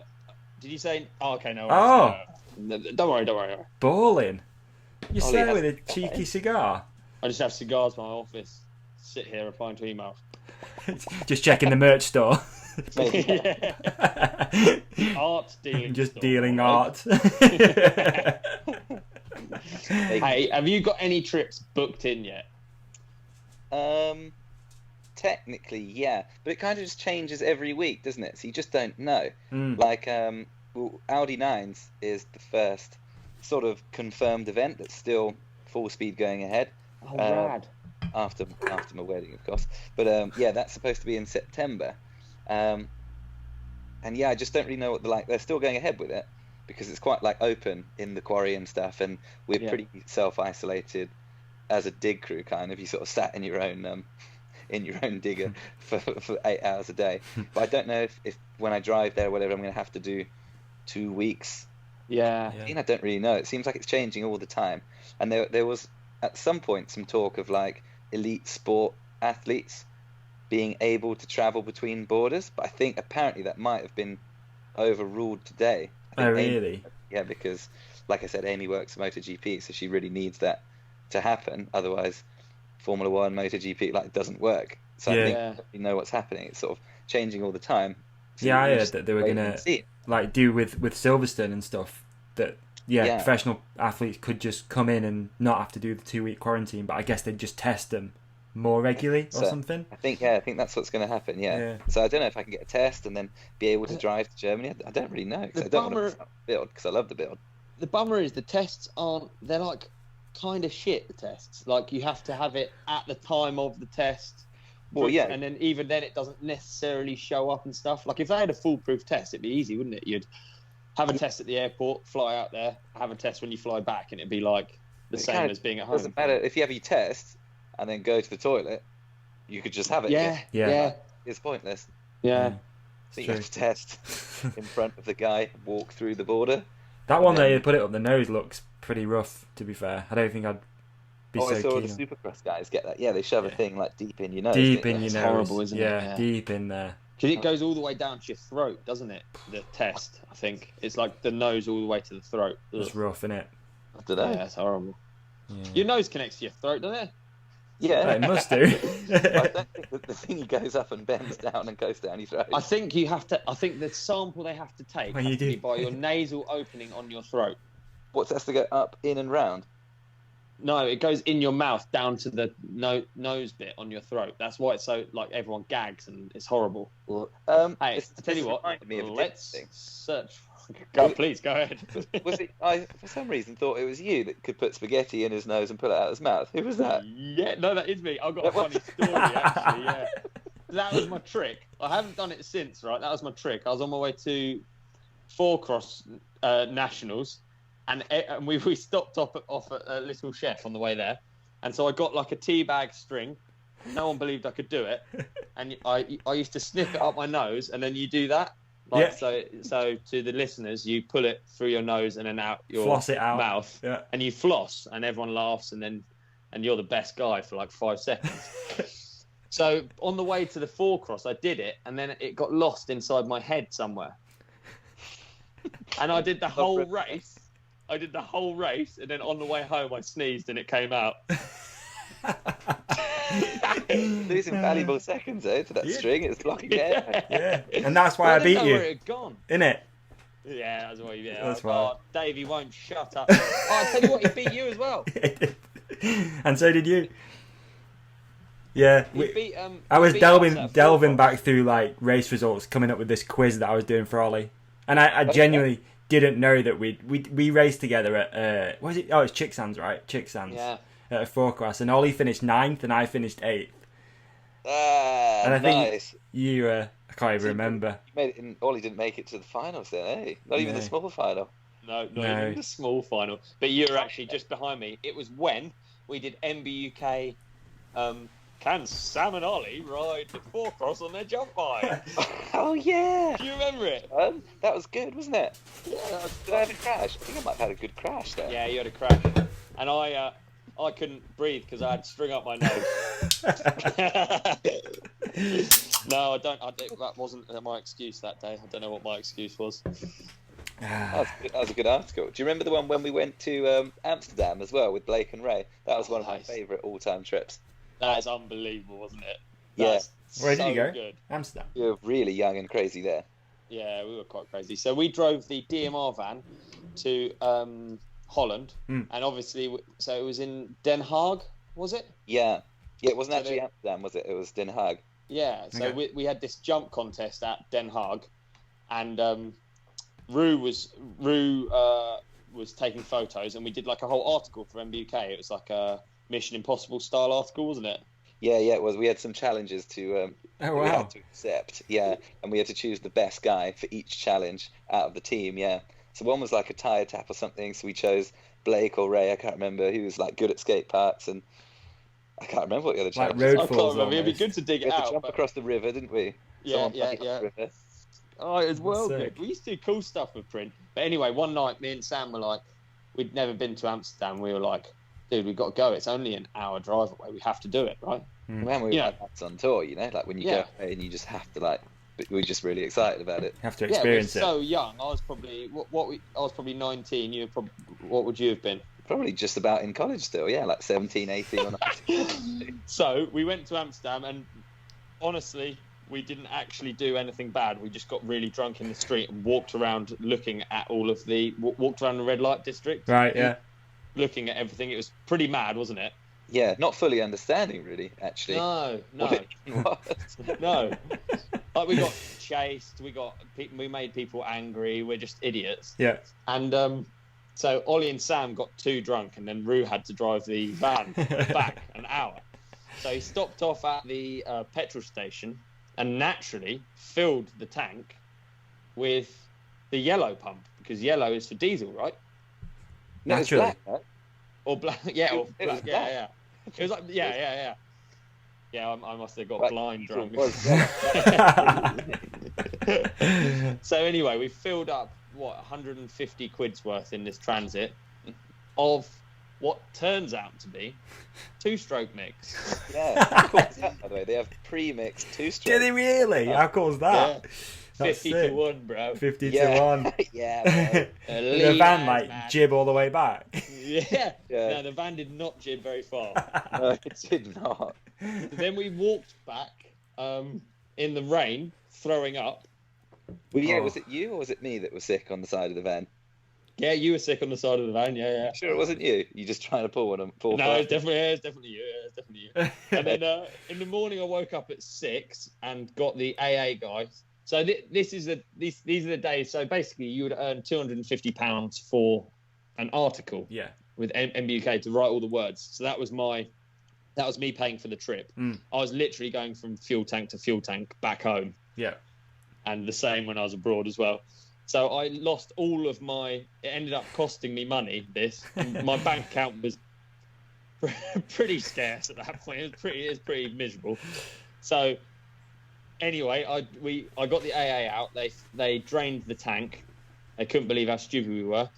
I got back and it was 8 a.m, contest time. And Sam, I have no idea how I could barely ride. And then you did the biggest front flip I've ever seen. It was, wasn't it? I did it biggest. Oh, it was, and you won it, yeah. Nice. We decided that was the challenge as well. After we decided that's enough challenges for MBK article. Last challenge, front flip the biggest jump in Holland. It was a big jump. Sometimes, when Facebook does old posts, it's a big jump back then, and it still is now. Yeah, is there still a photo kicking around or a video or something still? Yeah, for sure. I'll send it to you, yeah. There's a whole article in MBUK. Oh. Ding. Yeah, Facebook memories is good and bad, isn't it? Because you kind of see stuff that, like, from 5 years ago, and you're like, wow, I used to be really good. Yeah. Man, you were good at... But I think back then, you're so young that, like, you're never like, oh, I'm hungover. I mean, you probably... Hangovers were different, right? Hangovers were so different back then. I mean, same. You used to be able to like drink and then go riding the next day. Now it's you have to have a week off. Or what? I'm really bad now. I don't drink at all. So when I do, it's bad as well. bad. It's not good. Do you never drink at all? No. No, never. No. Never. But I don't understand. Like, obviously, you've had years of being hungover and then Sam Reynolds dropping in and loads of contest success afterwards. So it's kind of it's actually quite a weird thing. Like sometimes, and a lot of people do it in Whistler. Like a lot of the Slope boys, because we so often like just hang out with all those guys. And I haven't done Whistler Slope for a good 4 years or something now. But everyone kind of does go out the night before. Like it's a bit of a routine almost, because then you take your mind off it. Because the worst thing about, I don't know, the Whistler one is extra bad. Like there's, I don't know, 20, 30,000 people there. Like the hype builds all week. So you kind of, but it's just in the back of your head. You can't enjoy the week at all. And especially the night before, like you can't really sleep. Like you're going through your run in your head or whatever. So a lot of people were just like, well, let's go for a night out. I'll just and send it. Get absolutely wasted. Yeah, before. Actually, a lot of them, like a good 5, 6, 7 of the boys. Like most people go out. Obviously, there's a couple that don't, but most guys go out till 2 or 3 whenever. But some guys are absolutely wasted. Yeah, the night before, and just to kind of almost take the pressure off, and then like you don't expect to do good, and then you can actually ride pretty good. Yeah. There's one example of where it was Vienna Air King, I think, a long time ago, and 15 guys qualified, I think. And Yannick got 16th. He was one of our best friends then. So he went out and got absolutely mad drunk on the Saturday night, whatever it was. And then someone dropped out in the morning. So he got bumped up into 15th. And then he was kind of like, okay, all right, why not? And he ended up getting, I think, 2nd or 3rd. Really? Best result. It was one of the best runs I've ever seen him do. And he's just like, yeah, there was no pressure. And he was like, yeah, I'm going to drink before every comp now. Yeah. There is something about that, isn't there? That helps. You sort of... It helps some people, actually. Yeah, totally. Yeah, not everyone. If you somehow take the pressure off. Go out before. Maybe that's what Roxon was doing with the Supercross by saying he got shingles. It's just like, take the pressure off. No one's expecting anything of you. Yeah. Oh, how good is 2 Supercrosses a week, by the way? So sick. Yeah. So almost sick. don't realise, and you just look. No. We've got 3 in 8 days, haven't we, coming up? Perfect. Is it? Yeah, I think the last 3 are all like, it's Sunday, Wednesday, Sunday. That's 8 days, isn't it? Nice. 7. I don't know. Something like that, anyway. Imagine how different that'd be. Imagine how knackered you'd be going Yeah. into each race. Kind of, but I think they train so much, don't they? Like, It is insane true. when they come off sometimes from a main event and they're like barely even breathing. And you're going, I'd be in a right pickle at the end of doing 20, 30 laps or whatever it is around that Supercross track. I wouldn't even be able to talk. if I ride pit bikes for 10 minutes. Yeah, exactly. Exactly. And Kenny's just like, yeah, pretty good race. You're like, fucking hell. Yeah, different level there, aren't they? Big time. But I wonder if that is a bit of a game. You know, like, take the pressure off a little bit. Just say you've got an illness and... True, it seemed to work this week, didn't Definitely. And the media's like, well, he's got shingles. He ain't going to do anything. And then, boom, back. it? Yeah, like the red plate, isn't it? Yeah. They always say the red Yeah. plate curse is like on your head, and Yeah. and yeah, it's harder to perform. Interesting that. thought. Interesting thought. I don't think it's something you can really sort of advise children to do. What, If you're lie? nervous of hitting that big jump, Be hungover. Yeah, maybe not. No, of course that. Not promoting it in any way. I'm just saying that's what people do. yeah, definitely, crazy. Yeah. Yeah, What's do it like at Fest? Is the atmosphere the same, or is it? It seems from the outside, although they're the biggest jumps in the world, it seems like you guys have a really good atmosphere. Like it's all friends riding together, like you're all up against it, kind of. But Yeah, totally. Well, the thing about Darkfest especially is that we ride. You can't really see from like on the internet, but we ride between 7 and 9 in the morning every morning. That's the only time you can ride because it's way too hot. In South Africa, it's like 35, 40 degrees in the day, and also super windy. And 1 or 2 evenings we can ride, but it's quite rare actually. But yeah, then we only get an hour in the evening when it's not windy. So most of the stuff you see is between 7 and 9 in the morning. So we do want to have a good time, but actually people take it quite seriously now, and we kind of do like early nights so we can get up and ride, because there's so much effort that's gone into the jumps, and people fly a long way over there. So kind of when everyone arrives, everyone gets a bit merry maybe on the first day, but then the guys that then stay in bed and then miss the session, they're so bummed that they don't drink for the rest of the week, kind of, because they're like, oh no, you don't want to miss out. You really don't. It's such like a special set of jumps that, yeah, we spend a month building that. Yeah, there's only 1 week to ride it, and if there's only 2 hours every morning, the actual time to be able to ride those jumps is so small, and then you fly home, and then that's it. You don't get to ride them for another year. Same with Loose Fest as well. Like that's the same, but in the evening you only get from sort of 6 till 8 in the evening because it's so windy all day. So you kind of, yeah, that's why the sessions almost go so hard, because you know you've only got 2 hours, so you kind of. It is quite weird putting your pads on at 6 in the morning and walking off of that man. But you definitely get used to it. I'm kind of used to it now. I can ride much better early in the morning, I think. Like get up and get on with it. That's interesting. So you quite literally have 100-foot backflips for breakfast. For breakfast, yeah. Yeah. Sort of eat breakfast. Ooh. I always think I'm a morning person, but when it comes to testing those, my only experience of what I can only imagine is the same feeling as like riding a fest jump for the first time is like testing the street course jumps. Yeah, they're just as horrible, aren't they? Those ones. I don't. Yeah, and like test those. Yeah, and like putting on your knee pads first thing to me just makes me feel like I'm an idiot. Like I'm like, what are you doing, Ollie? Warm up first. I think there's like distractions throughout the rest of the day, but when you first get up, you're like real focused. Like, yeah, let's go. Yeah, it's true. It's true. Yeah. Yeah. And it's like a reward then. Once the session's over, it's like, you can actually enjoy the day and like. True. Especially in South Africa or in Mexico, you can go to the pool for a little swim or something. Yeah, exactly. Yeah. Fest series is so cool, man. It's like, how does someone get into Fest? Is it because it's such a rider own run vibe? Kind of. Yeah, it's real weird. Like everyone seems to think it's really difficult to get into Fest, and it's like a super exclusive club. And Ollie asked me to ask you, by the way. But actually. Just kind of, for example, Remy Morton is a perfect example I can give you right now. Yeah. He just called Nico and was like, or he met Nico one day, was riding with him, and he's like, hey buddy, can I come and help you build your jumps? Like, I'm going to be in Europe before your event. Can I please come and help for a couple of weeks before? And he was like, yeah, absolutely. So Remy was out there building with Nico, and then yeah, there he was. Then he rode, and then I met him there, rode with him there, and then he gets the invite to Darkfest because he was a cool guy to ride with and stuff like that. And it's kind of, it is really as simple as that. Like a lot of people actually get quite a lot of flack. It's like quite an annoying thing every year. Right. Every year there's a few suspects that start sort of around December time poking their head out the woodwork, start liking some pictures on Instagram, popping up with a few nice comments, you know, and you're like, oh, hello. Oh, really? Yeah. For the whole year since about December. And then yeah, you can sort of see it coming, like, hey buddy, how's it going? Yeah. Okay, what's cool? Okay, ready? So, what's the deal with Darkfest, man? Like, can I come? And you're like, there it is. What's the answer to that then? If you don't want people to go, like, what do you?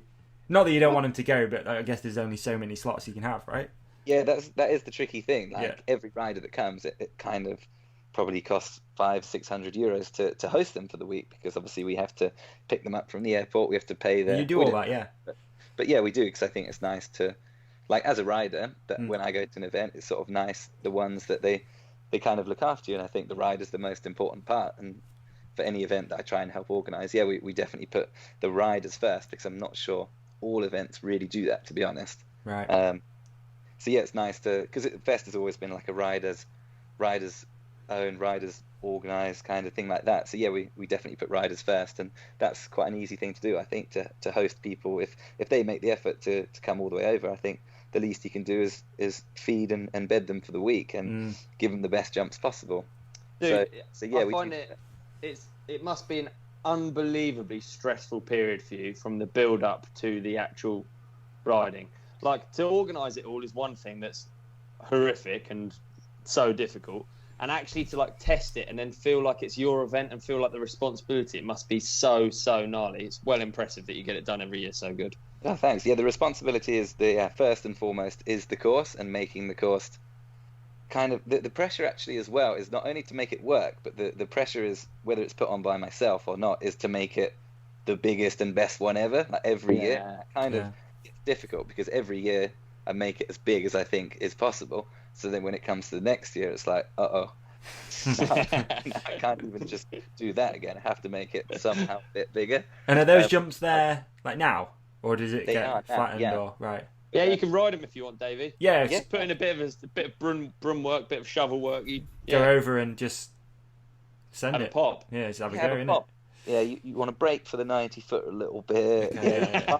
I got you. No, but this year we actually did something a bit different. We've actually not tarped, it's like a hemp mesh, but we've coated the entire set of jumps top to bottom. So hopefully, when we get there, we'll be able to sort of whip that all off, and it might almost be literally some broom work to do. We don't really know. It's a bit of an experiment because obviously each year we go out and we have to spend probably a week or two just rebuilding the jumps back to the state that they were the year before, and then you have like another week or two to then build the extra stuff. So this year we thought hopefully it'd be quicker to do that, and because we've really got the jumps to a place where we're so happy with them this year, we almost just ran out of time. Like we weren't like bored of the jumps. Everyone kind of left like, oh, I wish we had more time. So we thought we'd just make the jumps exactly the same next year, and then some more at the bottom or whatever. But the jumps that are there should be real similar next year, and hopefully we can whip off those sort of mats and they'll be ready to go. I don't really know. Yeah, this year they look the best. They just look like the most. It's stupid to say like 100-foot jump is fun, but they actually genuinely looked fun. They looked like people were like feeling comfortable over them, and but to put it into perspective, I think by the end of the week last year, I think 4 people or 5 people had done a full top to bottom, whereas this year I think every single rider did top to bottom 100%. Wow. But I think by the end of the second day, like 80% of the boys had done a top to bottom. It's like that was the difference this year. It just sort of filled everyone with confidence. I think breaking my wrist as well the year before didn't help because there was a bit of a black cloud over that jump especially. It was much more dangerous than it was this year, but just, you know, when someone gets hurt on a jump, even if it was an accident or like a freak crash, there's still like that black cloud over that jump, isn't there? And there was definitely that last year or 2 years ago, and that was kind of lifted this year, and everyone enjoyed it. Even Needles jumped it. He didn't. He did. He's come to every Dark Fest because he lives only 20 minutes away. Andrew Neethling, the downhill racer. He's been on here. No, he hasn't. Has he? Yeah. Yeah, he has. Yeah, I he has. don't know. Probably. Yeah, I thought he might. Yeah, he has. He's been on here. Yeah, of course. But every year we bully him, and he's never ever done the jumps. And this year they're bigger than ever, the jumps. But for some reason he was just like, you know what? They look good. I'm going to try them. And yeah, we got him to jump them. It was wicked. Wow. Oh, well, good. So yeah, they're definitely safer this year. So you organised that one, which is in South Africa. Yeah. What about, have you thought of doing one a little bit closer to home? It's a hell of a long way, isn't it, to organise an event? Yeah, a lot of people ask why we do it there. Yeah. There's quite a few reasons, really. Like, mainly the health and safety. Okay. sort of reasons. Like, I mean, if there's anyone listening that does have a mountain or a field that we could build some jumps on, yeah, I'd be more than happy to. But just even things like digger rental, like the insurances, everything is so much cheaper in South Africa. Like, it does end up costing an awful lot of money, and I think just anywhere in the UK or Europe we might not be able to afford it. I don't really know. I've not really looked into it much. We just sort of, things just seem to happen real nice out in South Africa, and we've had that spot now for 3 years, and we're just sort of just running with it. And it looks amazing as well, doesn't it? Yeah, it really stands out, the pictures as well. It's like quite a legendary spot. And just mainly in February, everyone's free. Like, because if you had an event now, half the people were too scared to go because they'd be maybe injured for the rest of the year, and you wouldn't get half the guys coming, and people were busy. You wouldn't be able to get Nico and Clemens, who are the other builders, down for 3 weeks kind of because they're busy as well. So it kind of works really well in that sense too. And almost we know that the MTV media sites are kind of looking for, well, people are looking for stuff to watch at that time of the year, aren't they, really? Yeah. We do quite well, a lot of the reason because of that too. Yeah, that makes sense, doesn't it? Be tough to do that in England in February, that's for sure. Chances of it being dry as... If you go anywhere and build jumps, why not make it in South Africa? It's true. So Fest has become like an actual thing now. It's been going long enough. I don't mean an actual thing, but it's like a style of riding now, isn't it? And it's been going long enough that people are actual. Yeah, like there's a Fest bike and there's actual Fest riders now, aren't there?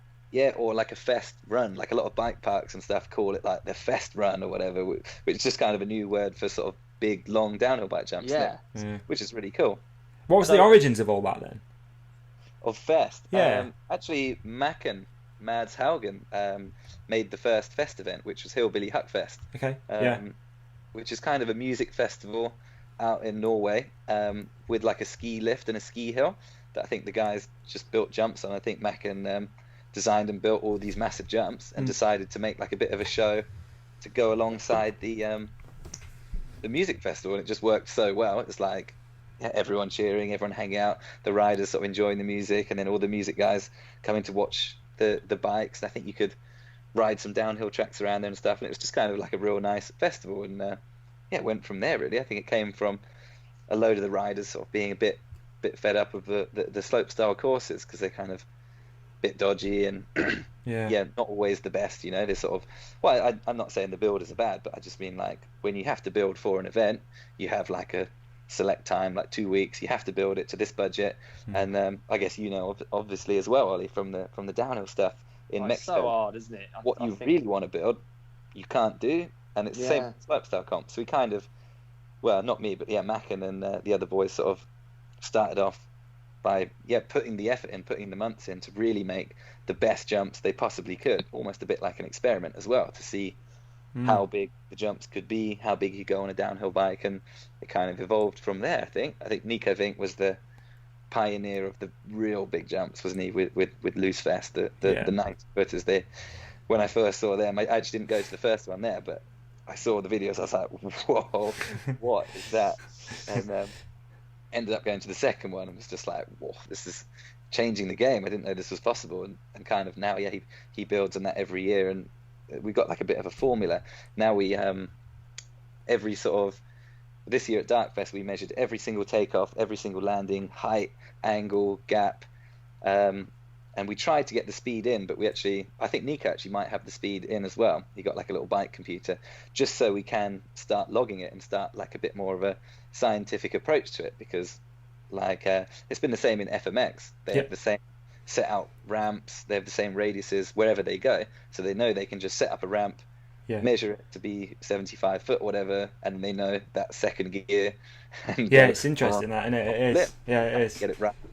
Yeah, so for the shows, they kind of only need 3 practice runs, and it's just a lot safer. So we kind of really want to make it a bit safer and a bit more predictable. And then once we've dialed that in, then we can step up the next level and then go even bigger, because you kind of have to get each level dialed before you move to the next one, don't you? Jeez, the next level of that is pretty. I mean, it's scary already, but I don't know. But how much bigger does it go? Who are the next generation of Fest riders, do you reckon?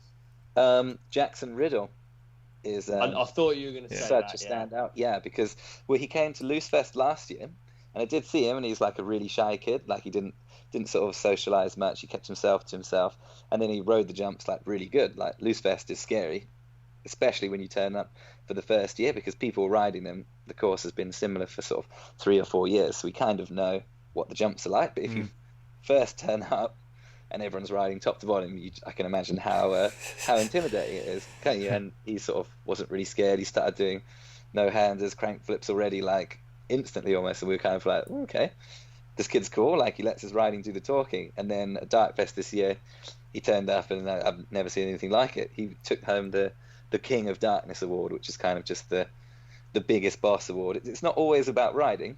It's sort of like someone helps dig, or if they're just a good guy for the crew, or I don't know, just does something fun and rides well at the same time. But he sort of, his riding was almost so above everyone else, we had to give him that. It was like, really impressive. He was riding the jumps, I'm not saying with no respect, but like how you'd ride small jumps, like tracking the bike, landing sideways, like laughing and stuff. Like, it was nuts.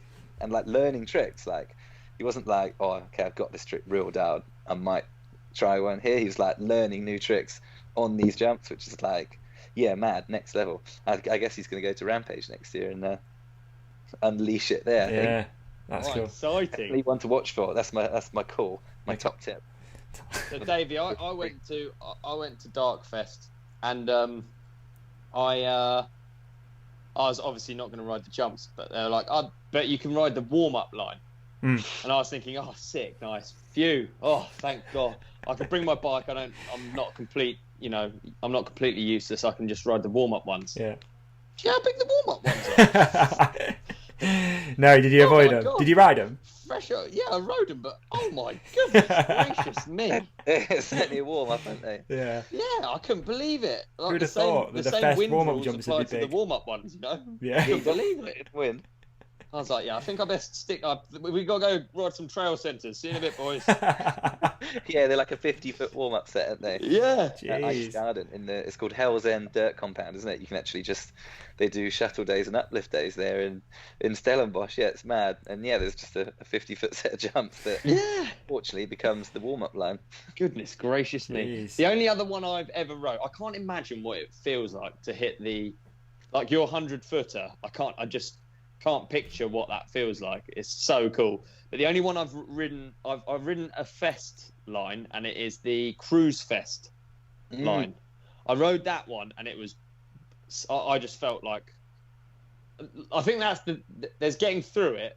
Where's and then that there's one? like enjoying it and like doing shapes on it and stuff. You know, I was just getting through it. I was literally just surviving. You know, I can't imagine what it's like to whip a 100-foot jump. Like, it must be an insane feeling. So I guess it's more like motorbikes. Like when you sort of see the shapes motorbikes make, they make much more sense after you ride the big jumps. Kind of like your bike turns into much more of a sail.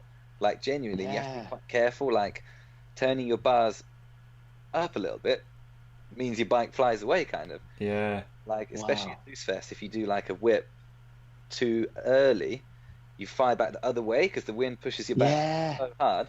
A lot of people that crash at Loose Fest is because they whip and then their back wheel gets blown back straight, but with the momentum it flies back the other way and they end up actually crashing onto the opposite side of what they whipped. It's definitely something you have to learn. Whoa. Yeah, so like with a dirt jump, you can just whip it and bring it straight back. With that, you've got I don't know how many seconds in the air. Couple? Yeah. It's definitely a lot of air So time. to but really yeah, hold it, jeez. like your bike wants to stay completely straight, but then once you sort of practice a bit more, you can really dial it in. Like you can get the jump a bit wrong and then fix it by like steering the front wheel and back wheel as like sails. Yeah, it's really weird. It's quite cool. Oh, one thing I like as well. We touched on the Fest bike earlier, but explain what you do to a normal downhill bike to make it Fest ready. Because when you turn up and look at those bikes, you're like, it is a downhill bike, but yeah, they're made for different. They're made for one thing only, really. Isn't it? Yeah. My Fest bike, I ride 4 times a year at the 4 events. The rest of the time it stays in the shed. Like there's no use for it in a bike park really. You basically just everyone's is different. Some guys still have 26. Some of the hardcore guys that won't let it go. But I got 27. Put semi-slick tires on, and then you can kind of roll a bit faster. Heavy ones? I do. Some guys don't. But I have put 2 inner tubes once in my wheels at Darkfest because we're having because it does get windy and you're not doing like everyone's dirt jump slopestyle bikes. You want it to be as light as possible. That's what we always try to do. So you kind of put the lightest tires, wheels on, but that's only because you want to spin it around as many times as you can, kind of like, and that's where you get an advantage. But Fest is the other way around. It's like being comfortable on the jump makes you be able to ride them better, kind of. And if there's a slight wind, that obviously doesn't help. So if you've got big heavy wheels, that keeps you kind of tracking straight. So actually, yeah, me and Clement said before, we put on the downhill tires and also sometimes put like either the big fat downhill tubes, or actually we both tried it out with 2 inner tubes once in the wheels, and you can feel a big difference actually. And it sounds weird, but it does help with whips too, because the wheel's heavier, so it's kind of spinning. So you can so you centrifugal. Yeah, so it wants to stay straight way more, which is actually cool. So yeah, no one really cares about weight for their Fest bike, and no one has gears. Andrea's taken his front brake off before, but yeah, I'd never do that. Jeez. And what about suspension setup? Do you do anything crazy to that other than go really hard? Pretty much. A lot of people go a lot harder than me, but I still quite like a bit of bounce. What was your spring though? I did find a pit bike spring that was a £1,000 one that somehow fit onto this weird shock that I had. And I did ride that for a good few years, but now I got a 700 because I thought that was a bit much. It was just like I was scared of snapping my cranks. Yeah. With that spring because it was kind of like no give. But you need the hard suspension for the takeoffs, not for the landings, which is weird. Everyone thinks it's for the hard impacts on the landing, and yes, it sometimes is. That doesn't really matter. It's more you just want to be confident on the takeoff. So when there's that big compression, you don't want your bike to be flexing, you don't want your bike to be compressing too much. That's when you need the hard suspension and actually hard tires. You need to ride sort of 40 plus psi, otherwise your tires fold on the takeoff. So it's to stop the squirming feeling upper lip. Exactly, yeah. Just like the same with BMX and dirt jump bike, you wouldn't have soft tires in the dirt jumps because they fold off when you don't want them, when you compress them. So it's the same on that. Yeah. It's compounded because the jump's 3 times as long and you've got more air time to think about it after you've gone wonky. And do you tighten the headset up super tight as well, I guess? So there's no shake or anything? Well, I just do it up as Really? as tight. I feel like a steering stabilizer would be good on a Someone made one. I think, that's it. Adolf made one. He put an inner tube, like he tied it somehow around his forks. But that's when he was trying this weird trick where he like spins around his bars to keep his bars straight. Right. So he does. I can't remember what it was called. It was Body varial thing. The body varial one, yeah, that he did at Howdy Nines that year. So he literally jumps off the bike stays straight. He did a 360 and then grabs back on the bike again. But yeah, he had tied some like inner tube round his bars to pull them so they'd stay completely straight. Wow. So that when he came round, the bars were where he knew they were. It still took him about 5 days to land it. Did it really? He'd get it in the end, yeah. Jeez, tricks of the trade, eh? The tricks of the trade. I think that's mad. I can't wait to see Adolf back again. He couldn't ride this year at Dartfest. He broke his leg real bad last year. So I can't wait for him to actually be back riding because we missed him this year. That name always. Anyway. Yeah, that's unbelievable. Yeah, it is. Not many people say that, do they? Can't wait for Adolf to come back. Oh yeah, sorry, I did say that. I didn't even pick up on uses that. It. I was just like, I can't wait for Adam to be back. Wait. Silver. Adolf Silver. Oh dear. Well, Sam, thanks ever so much. Yeah, thank you, man. On. Yeah. Thanks for having me, guys. That was a nice, fun chat. Yeah, no problem, man. Oh, It's sorry easy, about the. isn't it? It's good. You just hang out. Yeah. Were you recording or? We're gonna hit record now. We're gonna start now. Yeah. So just cool. Okay. Well, I look forward to listening to the rest of the episode, and now that I know it's a thing. Yeah. How did you not know? Jesus Christ, I'm offended. Nice one. Thank you, boys. No, mate. Our pleasure. Thank you so much. Sorry for the confusion with getting you on here as well. It's Ollie's fault. So. It's my fault somehow. It's always my fault. But probably see you soon. Are you going to come to the Freedom Ride if we get that thing organised? What's the Freedom Ride? Oh, come on. So after the lockdown is over, we've got like this. All of the listeners are all going to come and ride up Rogate, and it's going to represent true freedom. Not all of the listeners, because we can't fit all of them, all 50, but some listeners. In groups of 6. Yeah. Groups of 6 at a time on each track, 2 meters exactly. apart, times. We're gonna figure it out. We'll figure it out. Might pay for tests or something. Tell me the time and the place. We'll do, dude. Yeah. Cheers, dog. You can hang up whenever. Speak to you soon. Thanks, Sam. Appreciate you, man. Be safe. Wednesday Night Trails Club, Ollie. See you there. Can't wait, dude. Nice to meet you, Davey. See you later. Take care, man. Be safe. Peace. Bye bye. What a guest, eh? Great guest, mate. Well done. Thank you for sorting that out. Appreciate it. Mate, we only just managed it, didn't we? But I think Sam. Do you know Sam's always one of the people I listen to the most. If you're riding a new jump or something, he's just smart. It's a science, yeah. Yeah. It's a proper science. He works everything out. He's the opposite of what we were talking about earlier with Rogan, thinking that it's all like Evel Knievel craziness. Yeah. It's not. He rarely gets it wrong, and he always has a lot of science going on. It's interesting, isn't it? Behind and the massive I remember jumps. we were talking at one of these episodes, and you said something like, Sam's got like a secret vlog thing going on, like quite a big following. So I watched one today when you said, Sam's coming on. I had like 20 minutes to prepare. Super good, amazing vlog. He's got his neighbour involved. It's right good. It's cool, isn't it? The lockdown, the pump track's rad. I'll do a link in the show description for all Sam's stuff, because like I knew he had one, but it's one of them. It's never come up, I think, because I've never searched it. You're not that YouTubey, are you? Not that YouTubey. No, there you go. Not that YouTubey. I love the fact as well that he's got Nature with Chris, and you listen to that dude out how many years of doing the weirdest. Like his life is insane. He's a slopestyle rider. He's riding these shows. Now he's riding the biggest jumps on the planet, and then he just happens to live next door to some dude who's just like, oh, cool, yeah, I'll come ride with you. And then, like no real clue what's going on. Yeah. It's wicked. I love that. I like that, man. Yeah. Really, really cool. Good work. Nice one. Well, we're probably up to time now, aren't we? If I edit all that stuff out before, we're really close. A couple of hours in. So, and I'm so hot, it's ridiculous. I know, eh? And I keep grabbing drinks, which is really naughty. Don't leave loads of cans of drink in your office. It's bad. Really bad. So, yeah, man. All right. Well, we're at least going to do another one. I know we keep saying it, but if we do next week, and then hopefully we've got a date and stuff for the thing, and we can. Yeah, we'll have a date next week. We're just going with the flow, aren't we? Let's commit to it, dude. Okay, let's commit to it, and then we're getting there, aren't we? So. The Freedom Ride dates coming up next on episode 15. No one guessed 15 either. No, they didn't, did they? No, this was Deeks, 14. Yes, Deeks didn't win. Yes. Now we can stop. Oh dear. All right. Thank you. Cheers, dog, you the man. Catch you next week on the Lockdown Companion. Check out Ollie's website, ollie-wilkins.co.uk. Oh yeah, I've got a website now.